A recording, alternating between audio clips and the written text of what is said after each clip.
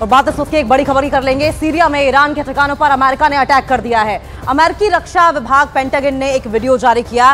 Syria की ओर से भी रॉकेट और ड्रोन से अटैक किए गए हैं। तो ये बड़ी अपडेट आपको बताएं, इस वक्त की ये बड़ी खबर, सीरिया में ईरान के ठिकानों पर अमेरिका ने अटैक किया है। और आपको बताएं, इससे पहले रविवार को भी अमेरिका की ओर से ईरान के ठिकानों पर अटैक किया गया था, क्योंकि ईरान ने सीरिया में और इराक में अमेरिका के जो हेडक्वार्टर्स हैं वहां पर अटैक किया था। और जो मिलिशिया ग्रुप है ईरान का, उस पर अटैक अमेरिका के जवानों द्वारा किया गया है। तो अमेरिका का सीरिया पर यह बड़ा अटैक, सीरिया में ईरान के ठिकानों पर अमेरिका ने हमला किया है। अमेरिकी रक्षा विभाग पेंटागन की ओर से एक वीडियो जारी किया गया, जिसमें यह बताया गया है कि सीरिया की ओर से भी रॉकेट और ड्रोन से अटैक किया गया था। तो मिलिशिया ग्रुप पर लगातार अटैक हो रहा है और 7 आतंकी जो हैं वो मारे भी गए थे रविवार को, जब अमेरिका की ओर से अटैक किया गया था। और ऐसे में सवाल ये उठने लगे थे कि क्या अमेरिका और ईरान के बीच एक नया वॉर फ्रंट खुल जाएगा। तो ये बड़ी अपडेट आपको बताएं, एक बार फिर से अमेरिका में उन ठिकानों को टारगेट की, अमेरिका के सैनिकों ने उन ठिकानों को टारगेट किया है सीरिया में ईरान के,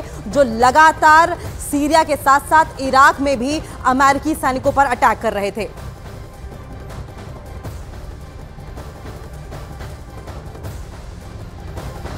और एक और बड़ी अपडेट आपको बताएं, इजराइल ने गाजा में हमलों की रफ्तार बढ़ा दी है और हमास के खिलाफ अपनी जंग को अगले लेवल पर ले जाने की कोशिश कर रहा है। इजराइल के हमलों से गाजा में कोहराम मचा हुआ है, लेकिन इन सबके बीच इजराइल की सेना ने अल शाती कैंप पर भीषण हमले करके उस पर कब्जा कर लिया है। जंग की शुरुआत से ही अल शाती कैंप का इस्तेमाल हमास कमांडर सेंटर के तौर पर करता आया था।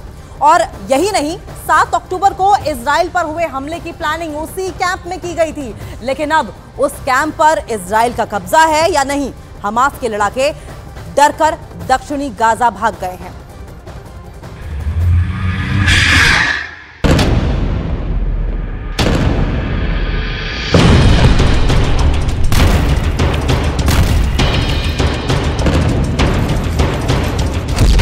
हमास के हाथ से गया गाजा।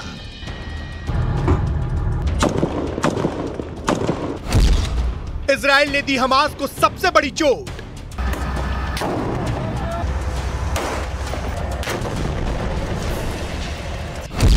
हमास को जिसका डर था वो हो गया।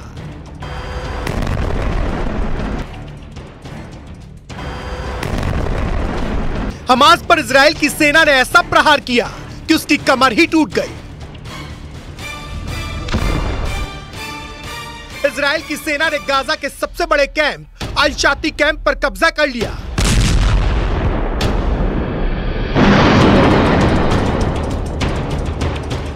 इजराइल ने हमास के अल शाती कैंप पर कब्जे का सबूत भी दिया और दावा किया कि वहां अब इजराइल का झंडा नजर आएगा। यही नहीं, हमास के लड़ाके डर कर दक्षिणी गाजा में भाग गए।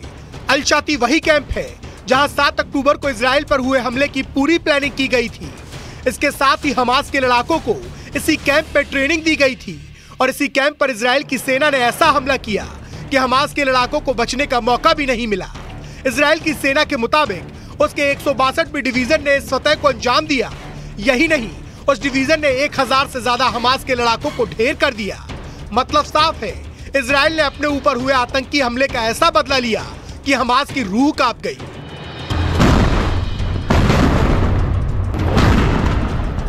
इजराइल की सेना ने अपनी इस जमीनी कार्रवाई की पूरी जानकारी दी।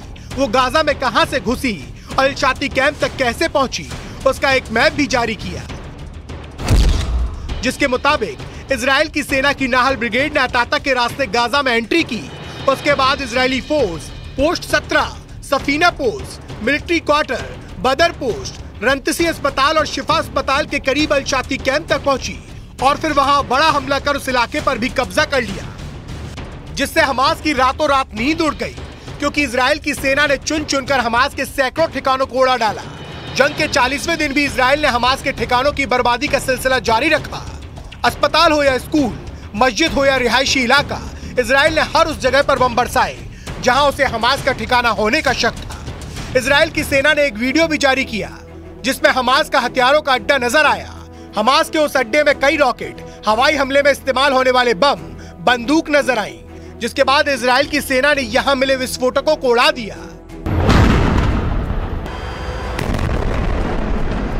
इजराइल के मुताबिक उत्तरी गाजा में हमास की पकड़ कमजोर पड़ने लगी।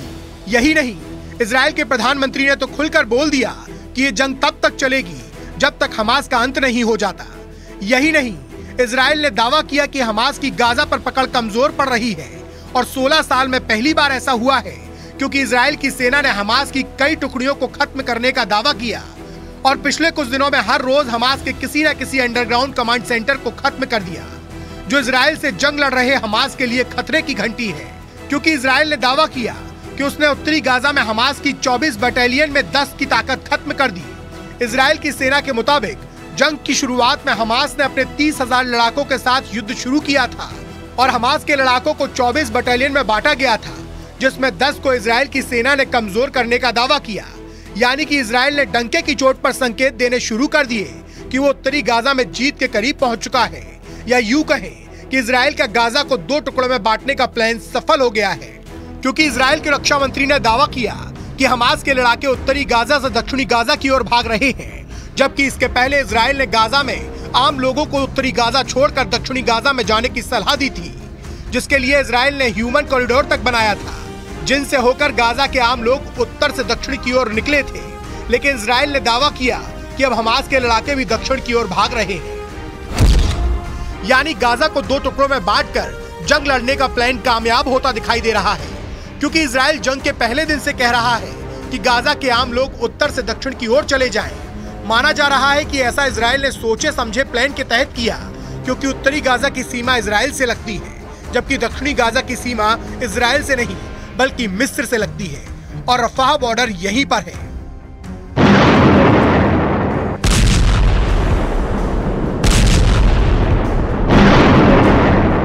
जहां से गाजा के आम लोगों तक राहत का सामान पहुंचाया जा रहा है और इजराइल ने बार बार ये जताया कि उसका दक्षिणी गाजा में बमबारी करने का कोई इरादा नहीं है।